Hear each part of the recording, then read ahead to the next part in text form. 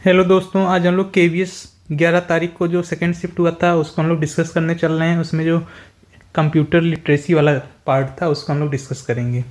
तो इसका आंसर भी हम लोग देखेंगे। अगर पेपर के लेवल की बात की जाए तो पेपर मॉडरेट लेवल का था, और जैसा कि हर शिफ्ट में देखने को मिलता है इसमें भी 2 से 3 क्वेश्चन हार्ड लेवल के थे। तो चलिए स्टार्ट करते हैं। पहला क्वेश्चन है हमारा, which of the following is not a cloud based video conferencing and communication platform that allow users to conduct online meetings, webinars, virtual collaborations. तो इसमें उल्टा पूछ लिया है, नॉट कि नहीं है कौन सा, यानी कि वीडियो कॉन्फ्रेंसिंग या लाइव मीटिंग के लिए कौन सा ऐप नहीं है। तो जूम भी होता है, मीट भी होता है, और माइक्रोसॉफ्ट टीम, ये माइक्रोसॉफ्ट का हो गया। तो इसमें से हमारा MS एक्सेस जो है ये एक वीडियो कॉन्फ्रेंसिंग वाला ऐप नहीं है। ठीक, ये क्या होता है, डेटाबेस मैनेजमेंट वाला, जिसमें हम लोग एग्जांपल देखे थे कि MS एक्सेस क्या होता है। तो वहाँ पे हम लोगों ने देखा था इसका यूज क्या होता है। तो इसका करेक्ट आंसर ऑप्शन 2 हो जाएगा। बाकी सारे जो है वीडियो कॉन्फ्रेंसिंग वाले ऐप हैं। नेक्स्ट क्वेश्चन देखते हैं, which of the following application is most commonly set as the default to open a file name my file dot text. मैं यहाँ पे लिख दे रहा हूँ माई फाइल डॉट टेक्स्ट, यानी कि ये टेक्स्ट फाइल है इन MS Windows when double clicked. तो इसका करेक्ट आंसर होगा ऑप्शन 2 नोटपैड। और मैंने आपको बताया था कि ये जो है .txt ये होते हैं टेक्स्ट फाइल के फाइल एक्सटेंशन, ये फाइल एक्सटेंशन वाले मैंने बताया हुआ था। तो इसका करेक्ट आंसर ऑप्शन 2 हो जाएगा। बाकी सारे ऑप्शंस जो है सही नहीं है इसके। नेक्स्ट क्वेश्चन पे चलते हैं, विच ऑर्गेनाइजेशन डेवलप्ड ChatGPT। तो मैंने जो लास्ट में वीडियो डाला था एक मिसलीनियस वाला, उसमें आप जा करके देखेंगे तो मैंने वहाँ पे बताया हुआ था आपको कौन कौन से जो AI ऐप हैं, कहाँ कहाँ कौन कौन सी कंपनियाँ उसको डेवलप की हैं। तो ये क्वेश्चन बनने की संभावना थी, और देखिए आ भी गया एक क्वेश्चन लास्ट शिफ्ट में ChatGPT से रिलेटेड। तो वहाँ भी मैंने बताया था कि OpenAI द्वारा ये डेवलप किया गया है ChatGPT को। तो इसका करेक्ट आंसर ऑप्शन 4 हो जाएगा। Next question, which type of network is typically created when you connect your mobile phone to another mobile phone using Bluetooth technology to transfer photos. तो एक मैंने बताया था पर्सनल एरिया नेटवर्क पैन के बारे में, ये ऑप्शन इसका करेक्ट होगा। अच्छा, तो पर्सनल एरिया नेटवर्क, इसका फुल फॉर्म मैंने बताया था।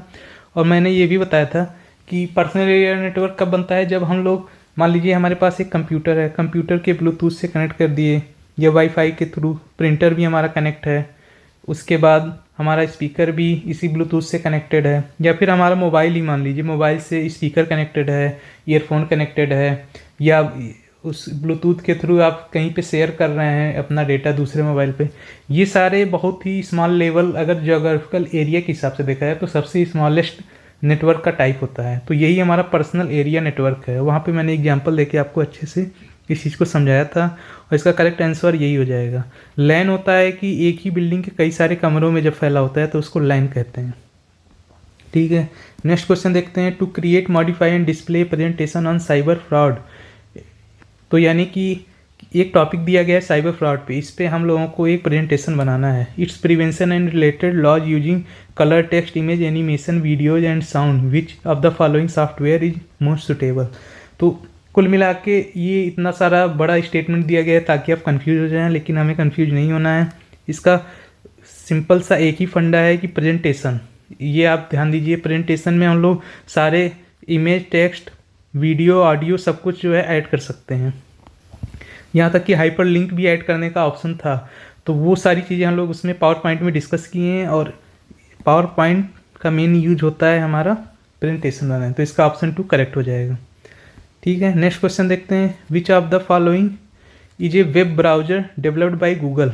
गूगल के द्वारा डेवलप किया गया वेब ब्राउजर क्या है, इसको हम लोग बहुत ज़्यादा, ये तो कॉमन है, हमेशा नॉर्मल लाइफ में यूज कर रहे हैं। तो क्रोम हमारा गूगल के द्वारा डेवलप किया गया वेब ब्राउजर है। Which of the following is not an example of open source operating system. तो नॉट एन एग्जाम्पल ऑफ ये पूछा हुआ है, तो इसका करेक्ट आंसर iOS ही हो जाएगा। बाकी सारे हमारे ओपन सोर्स के एग्जाम्पल हो गए। नेक्स्ट है, which keyboard shortcut is use to close currently open document in MS Word. तो MS वर्ड की जो मैंने शॉर्टकट की वाली वीडियो कराई थी उसमें मैंने बताया भी था इस चीज़ को। तो ये आपका Ctrl+W अगर करेंगे तो हमारा क्लोज हो जाएगा। तो यही हमारा करेक्ट आंसर हो जाएगा, ऑप्शन 2। नेक्स्ट क्वेश्चन देखते हैं, which of the following keyboard shortcut combination is commonly use to perform the paste operation in MS Windows. तो MS विंडोज में मैंने बताया था कि चाहे वर्ड हो, प्रेजेंटेशन वाला हो या फिर एक्सेल हो, सब में पेस्ट करने के लिए एक ही ऑप्शन था हमारा Ctrl+V, और वहाँ पे मैंने शॉर्टकट की में बताया हुआ था। तो अगर आप वो वीडियो देखे होंगे तो ये दोनों क्वेश्चन आपके गलत नहीं हुए होंगे। तो Ctrl+V हो गया। अच्छा, X था कट के लिए और C था कॉपी के लिए।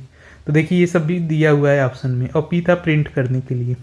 नेक्स्ट देखते हैं, which of the following is an example of volatile memory in a computer system. तो वोलेटाइल यानी कि अस्थायी मेमोरी का पूछा हुआ है। कौन सा लाइट कटने के बाद जो भी इसमें डेटा है गायब हो जाता है, तो इसका नाम है रैंडम एक्सेस मेमोरी। इसको हम लोग बहुत अच्छे से डिस्कस कर चुके हैं कि ये एक तरह का वोलेटाइल मेमोरी होता है, और इसमें भी हम लोग 2 टाइप देखे थे, SRAM और DRAM। और इसमें मैंने क्वेश्चन भी करवाया था कि SRAM और DRAM में कैसे डेटा जो है रिफ्रेश करके कैसे कैसे इसका फंक्शनिंग होता है, ये सारी चीज़ें हम लोग देख चुके हैं। तो रैम इसका करेक्ट आंसर हो जाएगा, यही एक वोलेटाइल मेमोरी है। बाकी आप देखिए पेन ड्राइव, रोम और क्लाउड स्टोरेज। क्लाउड स्टोरेज तो ऑनलाइन स्टोरिंग हमारा हो गया। बाकी पेन ड्राइव फ्लैश ड्राइव का एग्जांपल है, और ये नॉन वोलेटाइल है रोम हमारा, रीड ओनली मेमोरी। तो ये ऑप्शन इसका 3 सही हो जाएगा। ये सब चीज़ें हम लोग देख चुके हैं मेमोरी वाले पार्ट में। नेक्स्ट क्वेश्चन है, which of the following groups consist of only input devices in computer system. तो इस तरह के क्वेश्चन PYQ में आए हुए थे, और मैं कहा था कि इसको कैसे अटेम्प्ट करना है। सबसे पहला ऑप्शन देखिए, इसमें स्पीकर है, इसमें स्कैनर है। तो ये तो यहीं ख़त्म हो गया, क्योंकि स्पीकर तो हमारा आउटपुट डिवाइस होता है जो कि वॉइस को आउटपुट देता है। स्कैनर हो गया। फिर सेकंड देखते हैं प्लॉटर। प्लॉटर तो है नहीं, क्योंकि प्लॉटर तो प्रिंट करता है, ये एक प्रिंटर का बड़ा फॉर्मेट होता है। तो ये हमारा ऑप्शन गलत हो जाएगा, क्योंकि यहाँ पे प्लॉटर आ गया। नेक्स्ट क्वेश्चन है स्कैनर कीबोर्ड। अच्छा, यहाँ पे भी है स्कैनर कीबोर्ड, लेकिन थर्ड वाला इसमें क्या है, प्रिंटर, और इसमें माइक्रोफोन। प्रिंटर तो हमारा आउटपुट डिवाइस हो गया, सॉफ्ट को हार्ड में कन्वर्ट कर रहा है। तो ये हमारा ख़त्म हो गया ऑप्शन 2 भी। तो बचा कौन सा, ऑप्शन 4, जिसमें माइक्रोफोन ऑडियो को इनपुट करने के लिए यूज किया जाता है। तो ये हमारा हो जाएगा इनपुट डिवाइस। नेक्स्ट देखते हैं, which of the following can be use to create a logical computer program that perform a task on a computer. तो इसका करेक्ट आंसर हो जाएगा पाइथन। ठीक, पाइथन के थ्रू हम लोग क्रिएट करते हैं। नेक्स्ट क्वेश्चन है, which protocol is use to create a secure connection between a web browser and a website so that all the data is encrypted. तो HTTP तो बेसिक वाला था हमारा, hyper text transfer protocol, web browser को access करने के लिए। लेकिन जब इसका लेटर वर्जन आया HTTPS, तो ये क्या हो गया, सिक्योर हो गया, और इनक्रिप्टेड डेटा इसमें रहने लगे। मतलब सिक्योर इन्फॉर्मेशन को एक्सेस करने के लिए HTTP का यूज होने लगा।